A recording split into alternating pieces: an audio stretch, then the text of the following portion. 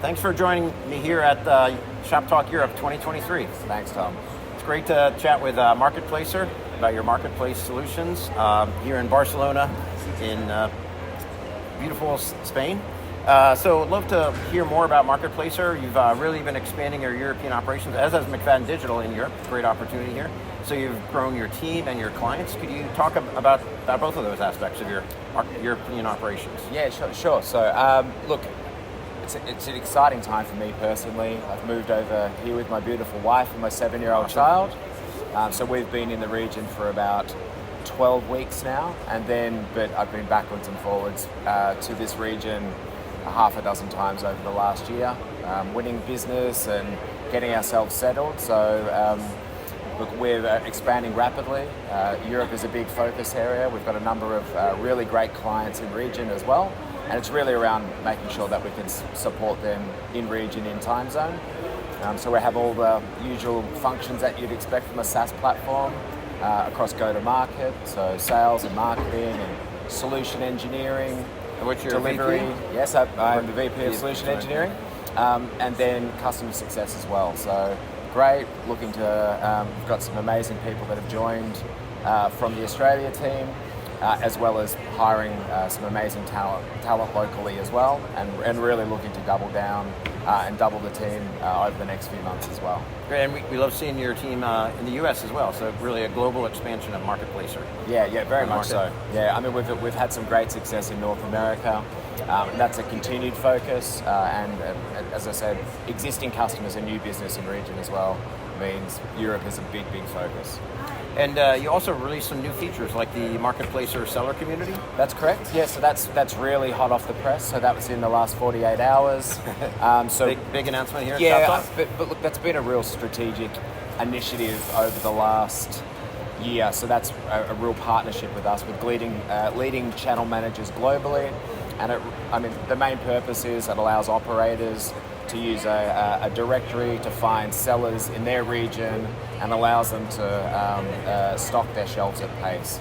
So an amazing way for operators to go down the path of range extension, curated range extension, but also a marketplace is as successful as its sellers. So great opportunity for sellers. So we've been signing up a hell of a lot of sellers here at Shoptalk, and it's really giving them an opportunity to get their amazing products in front of, I guess, a global audience across some of the leading marketplaces around the world. So it's fantastic. I think really a thing about Marketplacer is we are B2C, unapologetically B2C focused as well. So this is, you'll see this all throughout our organization.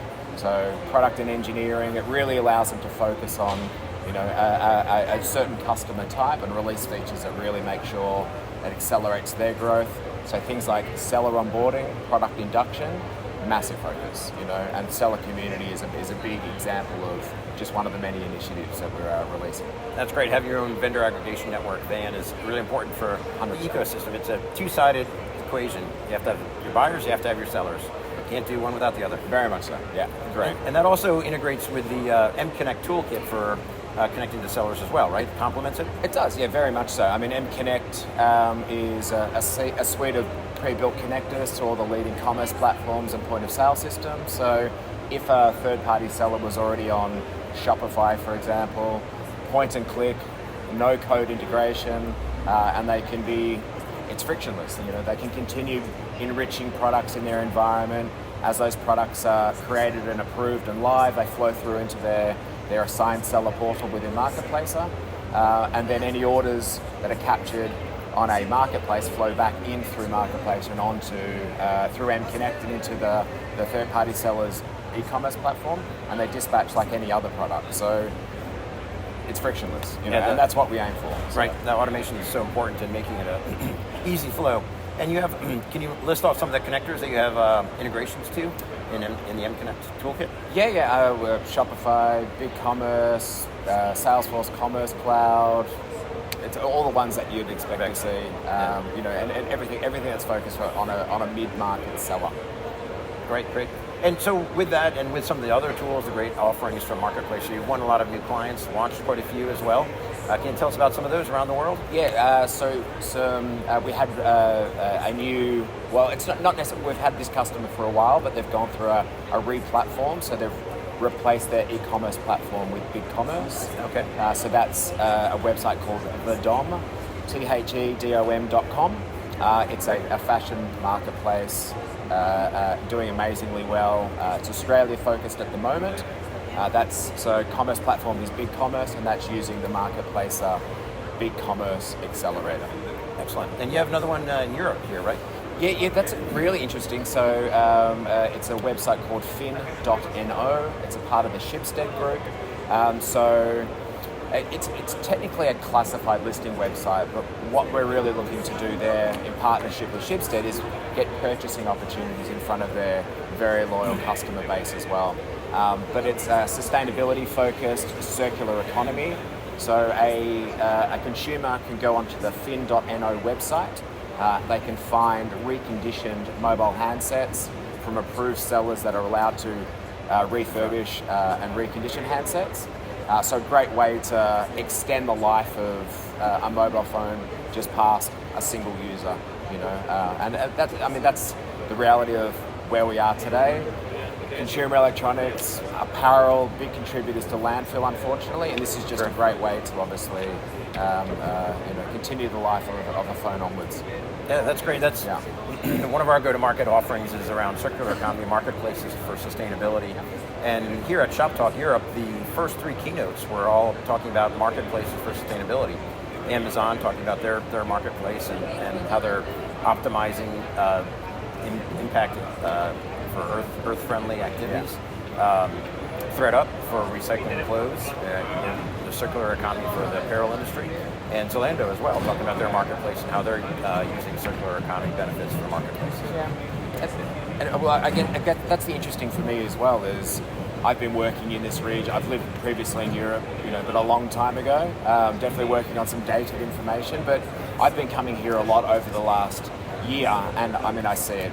We more often than not, the prospective customers that we're seeing, we're doing desktop reviews of websites. Sustainability is such a focus, especially in the Nordic region, in the EU in general.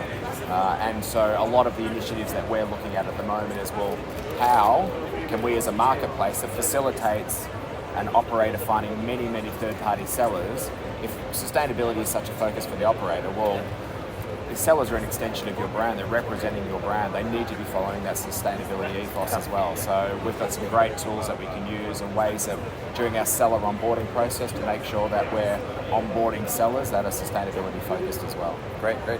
We've seen so much demand, we're doing a multi-client study around the circular economy benefits of marketplaces. From many causes. Sometimes it's driven by CSR, corporate social responsibility, from ESG initiatives, from customers of big organizations demanding it, shareholders demanding it, or governments mandating it. Especially here in Europe, a lot of laws coming down the road requiring certain sustainability and reporting. Yeah, so it's great you have an example of that live. Yeah, well, yes, that's a great example. There's more to come as well, and I guess that's, I always, we're trying to make seller onboarding frictionless, fast and easy, so it's not an operational burden as well. So all the things that I'm personally looking at in my team and some of the POCs that we're building at the moment is during seller onboarding, hitting an external service to pull back an ESG score as an example, and just making sure that, the ideal is your ESG score is moving in the right direction as well. So it's not just checking day one, it's making it part of your seller performance reporting as well. What are they doing cancellation-wise?